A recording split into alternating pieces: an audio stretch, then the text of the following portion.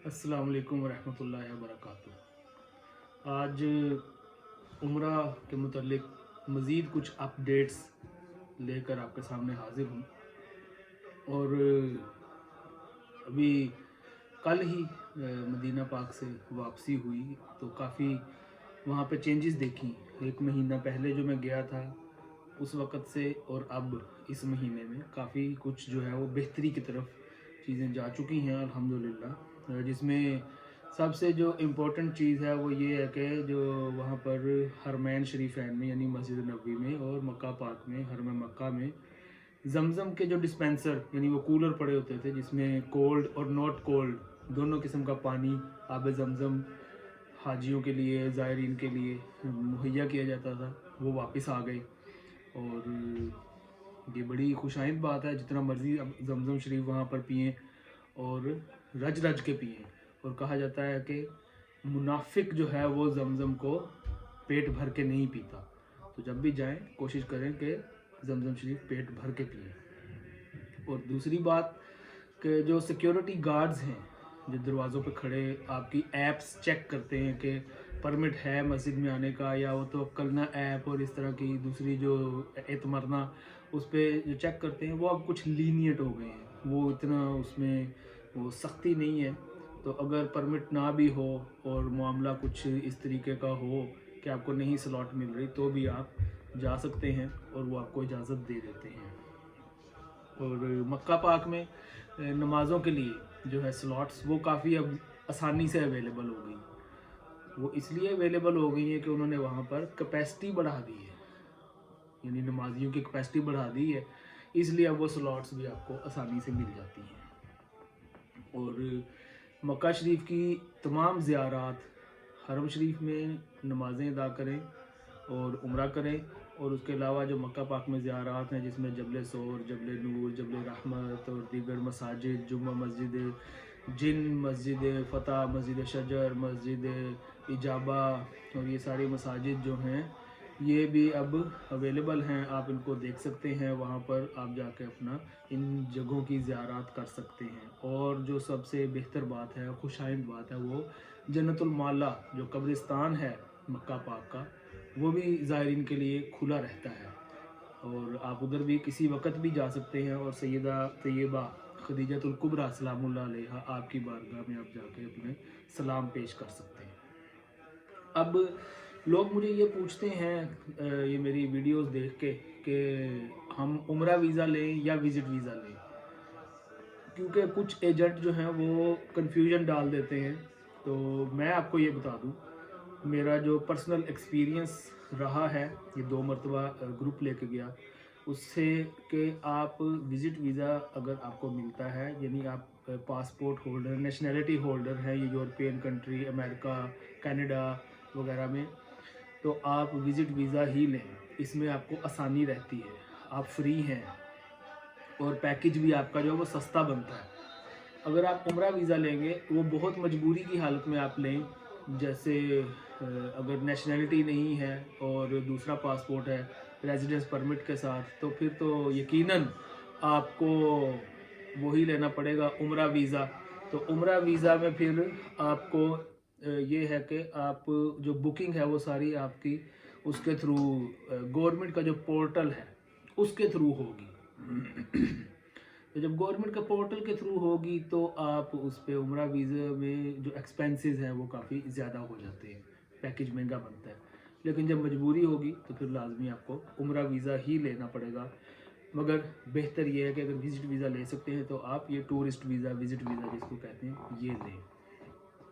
और इसमें मैं आपको एक और बात बताता चलूँ यहाँ पर कि इसमें जो साथ इंश्योरेंस शामिल है, हेल्थ इंश्योरेंस, उस हेल्थ इंश्योरेंस में आपकी कोविड इंश्योरेंस भी शामिल है, कोविड-19 इंश्योरेंस। यानी अगर वहाँ पर जाकर खुदा न खास्ता किसी को कोविड-19 का इन्फेक्शन हो जाता है और उससे उसको हॉस्पिटलाइज होना पड़ता है या उसकी वजह से उसको क्वारंटीन करना पड़ता है या उससे उसकी फ़्लाइट कैंसिल हो जाती है और जो बाद की फ़्लाइट है, ये सारा आपका वो इंश्योरेंस जो कंपनी है वो कवर करेगी।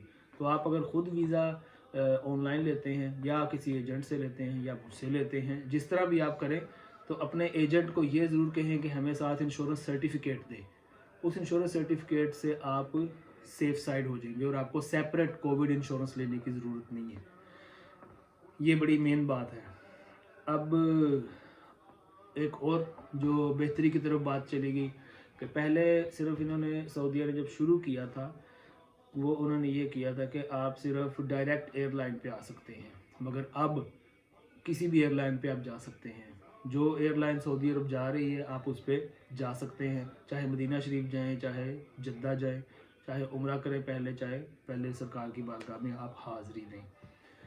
और जो लोग जाते हैं उनको ये पता होना चाहिए कि जन्नतुल बकी शरीफ में सलाम पेश करने के लिए टाइमिंग है और ये हर वक्त आप नहीं जा सकते। वो जन्नतुल बकी शरीफ उन्होंने बंद की होती है, तो वहाँ पर टाइमिंग जो है वो फजर की नमाज के फ़ौरन बाद, यानी जब जनाजा लेके जाते हैं, हर नमाज के बाद ही तकरीबन वहाँ पर जनाजे होते हैं, तो फजर की नमाज के बाद जब जनाजा होता है तो उस वक्त जन्नतुल बकी शरीफ खुलती है 10-15 मिनट के लिए। आप उस वक्त वहाँ पर जाया करें अगर आपने जाना है, या असर की नमाज के बाद वो खोलते हैं जनाजे के लिए, जनाजे के साथ आप जा सकते हैं। उसके अलावा सिर्फ जो लोग जनाजे में शामिल हैं वो जाते हैं, अदरवाइज़ किसी को नॉर्मल हाज़री के लिए सलाम पेश करने के लिए वो नहीं जाने देते। मस्जिद नबवी शरीफ में भी टाइमिंग है। पहले ये होता था जब नॉर्मल थे हालात प्री कोविड, उस वक़्त ये था कि शाम को इशा की नमाज के बाद मस्जिद को बंद कर दिया जाता था सफाई वगैरह के लिए, और जो सहन हरम है वो खुला रहता था। तो सहन हरम में लोग ज़ायरीन जाके बैठे रहते थे, मगर अब कुछ इस तरह का मामला है कि जब मस्जिद नबवी शरीफ बंद की जाती है तो जो बाहर बाउंड्री है उसकी सहन की वो भी बंद कर देते हैं, और फिर आपको यकीनन अपने होटल में ही रहना पड़ता है। सिर्फ वो लोग जा सकते हैं जिनके पास सलाम पेश करने के लिए या रियाजुल जन्ना में नवाफिल अदा करने के लिए परमिट मौजूद है, वो जा सकते हैं। और इससे आगे एक जो बड़ी खुशाइंद बात मैंने 2 मरतबा जाके ऑब्ज़र्व की वो ये है, और फिर वहाँ से पता किया, लोकल जो मेरे दोस्त अहबाब वहाँ पर मौजूद हैं उनसे पता किया, तो पता ये चला कि ये जो मस्जिद नबवी शरीफ में बाहर सहन में वो मुतव्वे फिरते थे, मुतव्वे जिन्होंने लाल रुमाल लिया होता था, वो जो फिरते थे उनको अब अंडरग्राउंड कर दिया गया है, यानी अब वो बाहर वहाँ पर मौजूद नहीं होते ताकि यहाँ पर गड़बड़ ना हो। और ये बड़ी खुशाइंद बात है, यानी वो वहाँ पर अब वो लोग मुतव्वे जो हैं वो मौजूद नहीं हैं, लेकिन उसकी रिप्लेसमेंट पे इन्होंने सिक्योरिटी गार्ड्स कुछ खड़े कर दिए हैं। वो सिक्योरिटी गार्ड्स का जो मकसद है वो बहस नहीं करते, ना ही तबलीग करते हैं, ना बहस करते हैं, कुछ नहीं करते। वो सिर्फ आपको एक मरतबा कह के कि आप यहाँ से मूव हो जाएं तो आगे चले जाते हैं।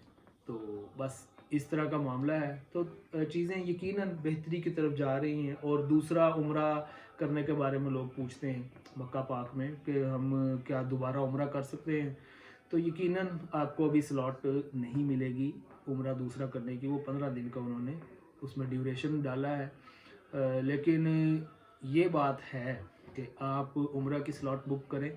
मसलन आपकी स्लॉट बुक है 3 बजे से लेकर 6 बजे तक दोपहर को, या 6 से 9 तक, और आप 6 से 9 तक नहीं पहुंच सके तो वो लीनियंट हैं इस हद तक कि अगर आप 10 बजे भी चले गए हैं तो वो आपको देख के कि ठीक है आपकी कम से कम बुकिंग तो मौजूद है तो वो आपको जाने देते हैं।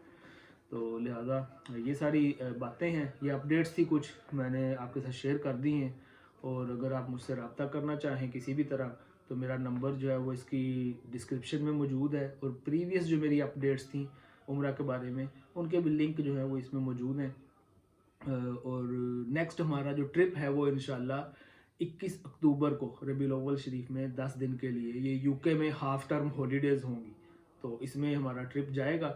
आप रब्ता करें। और ये इंशाल्लाह मक्का पाक में 7 दिन और मदीना शरीफ में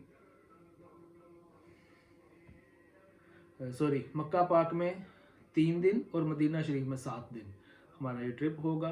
तो आप बिल्कुल रब्ता करें इसके लिए भी, और जो लोग जाना चाहते हैं मैं इंशाल्लाह उस ग्रुप के साथ होऊंगा। अस्सलाम वालेकुम व रहमतुल्लाहि व बरकातहू।